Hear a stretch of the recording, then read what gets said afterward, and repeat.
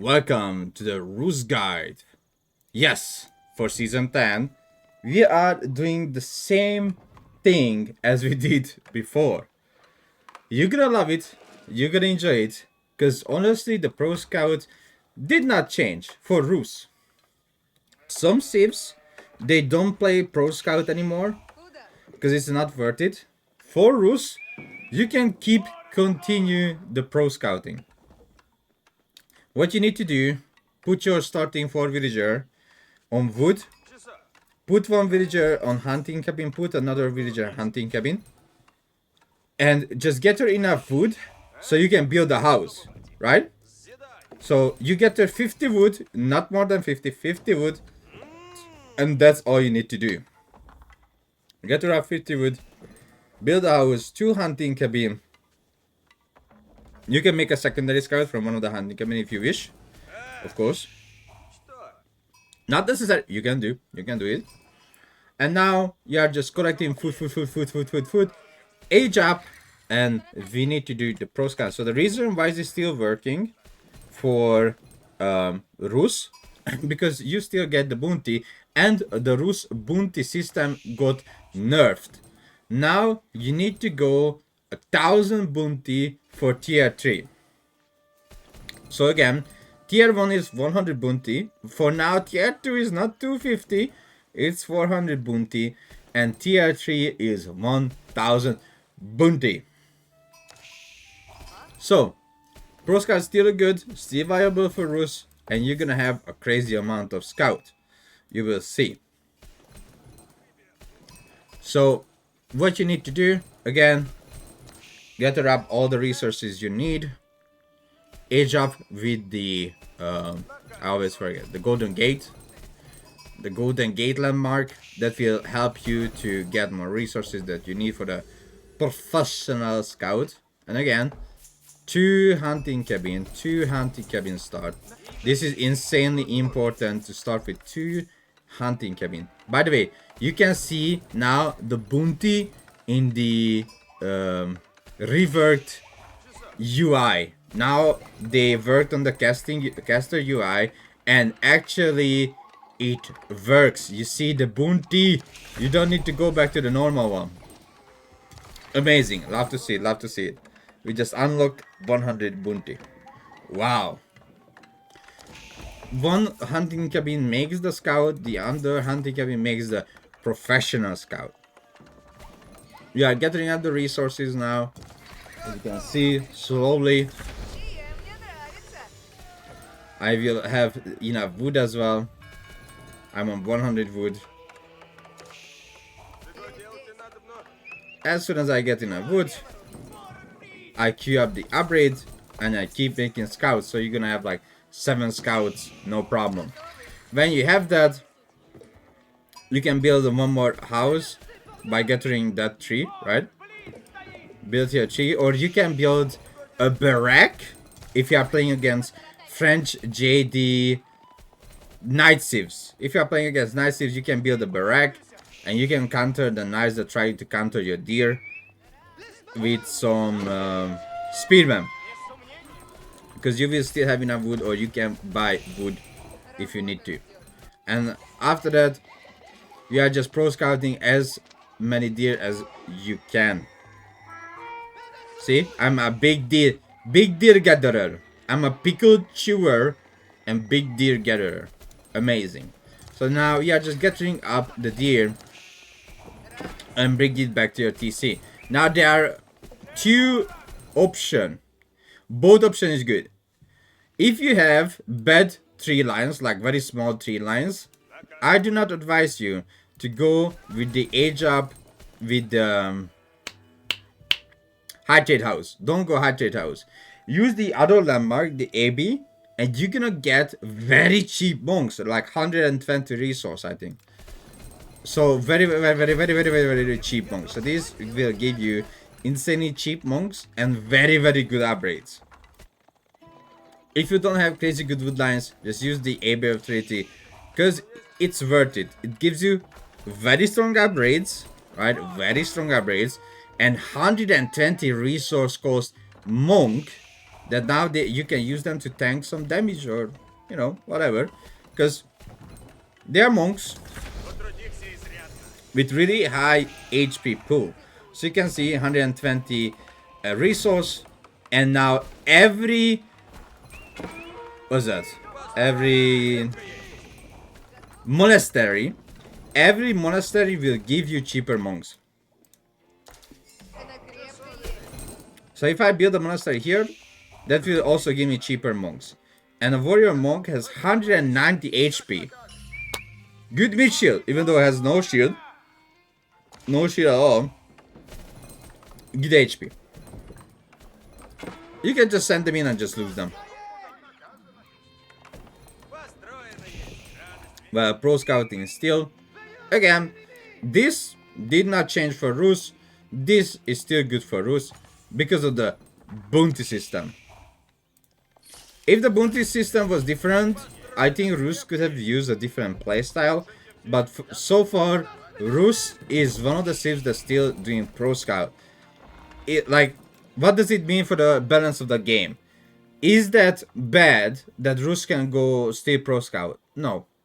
Because, again, it's a play style, right? A play style that also, you don't need to do it. You can do it. You don't need to do it. Really strong. As an opponent, like, if it was like, let's say, English. Do English need to do pro scout to beat this? No. English don't need to go pro scout to beat this. English can go to TC and that's it. And after that can beat it, right? So, if you are against this, like let's say you are playing different civilization, or if you are with Rus and you are doing this, don't feel like, you know, like, oh my god, this is horrible, like, no, this is a style that you can choose, and it still works, but not with every civilization. Works with French, works with JD, works with China, works with Zushi, and works with Rus. But my Zushi build wasn't about pro scout, but here it's about pro scout, right? Because I'm trying to show you different builds that still work, still good in Season 10 that you can use against players and win games. So there are many army comp that you can do. You can go horse archer, you can go crossbowman, you can go normal archer, you can go spearman. I did a mistake that I didn't scout it which kingdom my opponent aged up. But let's say if you are against javelin throwers, I do not advise you to get crossbow. I advise you to still go archer, horseman with archer, horse archer, horseman, man-at-arms, spearman. Okay, the reason behind that. Listen, why the Krutai is so strong? Why the Krutai was so strong? Because it gives you extra damage. How much? It gives you 3 extra damage on the archers. Now, if you research Fervor, you will give 3 damage to your archers, which is the same damage as the Krutai is giving damage to the Mongol archers, right? So you can have Mongol archers with Rus if you just upgrade the Fervor, which is insanely strong, because as you know, Krutai archer destroys armored units. Destroys them. It's crazy good. So the only mistake I didn't check which age up he is going for, because I thought he's going with the heavy spearman, and that's why I made crossbowman and not normal archer or horse archer, right? Because I thought he's going with the heavy spearman, and the heavy spearman to counter you need crossbowman. So if you are playing this build, just go with normal archers, go with horsemen, and try to secure map control. And when you are running out of deer, try to build as many farm around the TC as you can. After that, just extra little hunting cabins and build farms around it. This build will also give you so much resources that you will literally swim in food, wood, and gold, and you can compete against 2 TC players. Oh, I thought you can follow the pilgrims, but actually you can't follow the pilgrim set. So this build can compete against 2 TC. You will get all the relics from the map, which is again amazing. You're gonna get crazy amount of resources. As you can see already, let me pause a little bit. So he's on 2TC. He also has pilgrims, 700 food, 989, 880 food, 480, 259 gold, 436 gold. So I'm competing with the 2TC that also has pilgrims, right? So I'm literally competing with his economy, because getting all the relics back to my base and having the hunting cabins, build up more hunting cabins as well. Now I have 3 hunting cabins, which again, that's amazing. I love it. So now what you need to do is make archers or crossbow if you are playing against knights, very good, or just spam archers, spam normal horse archer, make Manatos normal. Okay, the only situation I didn't advise you to make archer warrior monk is when you are playing against English men at arm, because they have 2 extra ranged armor, which, well, your Kurutai archer doesn't do anything, right? Or when you are playing against Sofa, because Sofa also has increased ranged armor compared to a normal knight. So there are just a few instances where the archer spam is not really good with the warrior monks. But what you need to do, again, memorize horseman. Like, this is really good. Chibarek, 2 archer, 2 stable. That's really good as well. Let's say speedman Manatorms, or just speedman, or just Manatorm. Crazy amount of archer or crazy amount of horse archer. Both are good idea. Both are good idea. There is no mistake if you just spam archer or if you are just spamming horse archer. The only difference is that normal archer is cheaper but does the same DPS as a horse archer. The DPS is the same. The roll damage is higher because the horse archer has better roll damage, but the DPS will be the same.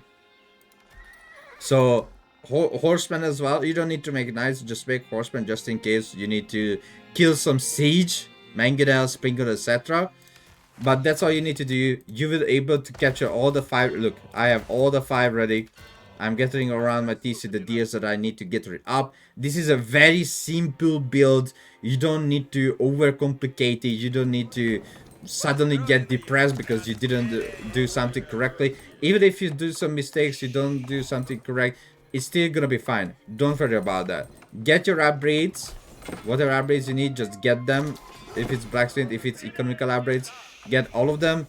And get archer, get horse archer, get horseman, and get marathon or spearman if it's needed. Just always scout what the opponent has, and it's much easier to know which unit you need to make to actually counter the enemy. And that will help you a lot. So this is a very simple build for Rus in Season 10. It will help you to win a lot of games. Make sure you collect up the relics to pro scout the deers to make the correct unit composition. I'm definitely will win games for you. Season 10 Rus.